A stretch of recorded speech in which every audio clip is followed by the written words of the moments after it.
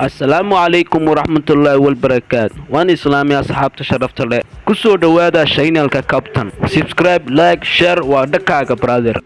ما توحني وضع شيكوين كي هورك كدوبن sheekadani waxay tahay fanaanka lagu magacaabo Maître Gims ee ku nool dalka Faransiiska ee kuna heesa luqadda Faransiiska. waxa ku dhacay qiso yaab leh ee cajiiba. fanaankana u jeedin wuxuu ku biiray kooxda lagu magacaabo Elmatic. markuu ku biiray Elmatiga wuxuu kala kulmay arin argagixisa. Elmaticna sawta qaateen waa jin ee hadda socda ee dhalinyarada oo dhan ee ku wada biireen ee dadkii diinta ee ka wada baxeen.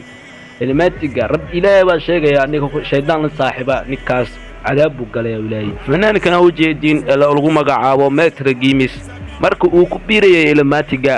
horta Elmatiga waa loo yeedhaa waxa lagu yeedhaa wuxuu ka sheekeenayaa uu ka carar meeshuu ku noolaa uu ka sheekeenay isaga ka sheekeenay wuxuu dhahay markii aan ku biirayay waxaan sameeyay triangle wax saasa triangle aan sameeyay dhahay marka uu wixii triangle waa loo imiday waxa lagu dhahay maxaa rabtaa waa lagu dhahay waxa rabaa in kooxdiina ku soo biiro waxay ku dhaheen shuruud ay ku xireen shuruud waxay ku dhaheen niyo ishaada noo saar.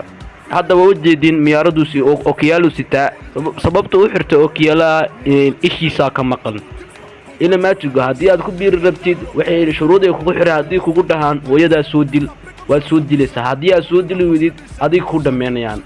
fanaankii lagu magacaabi jiray Michael Jackson sababta lagu dilay fanaankaas waxay tahay horta Elmatigu ku biiray markii islaam waa ninkaas islaan afrikaana ee ku nool dalka Senegal waan jiray kaas fanaanka Michael Jackson Elmatiga ku dhahay warniyo la ilaaha illallah iska reeb wax sidaas warniyo marka fanaanka Michael Jackson uu ku dhawaaqay wuxuu dhahay la ilaaha illallah sababta salamarkaaba halkii baa lagu dilay isagoo sirrtiisa jiifa oo sirrta dushiisa ka jiifa. ha u soo laamano fanaankan lagu magacaabo Maître Gims markaas heshiiskii uu aqbalay fanaanka lagu magacaabo Maître Gims ee isha uu saaray Elmatigi. markuu isha u saaray khalaas wixii adduunyo dhanba way u furmatay halkaasi oo ku noqday taanjir ee fanaan weyn oo caana.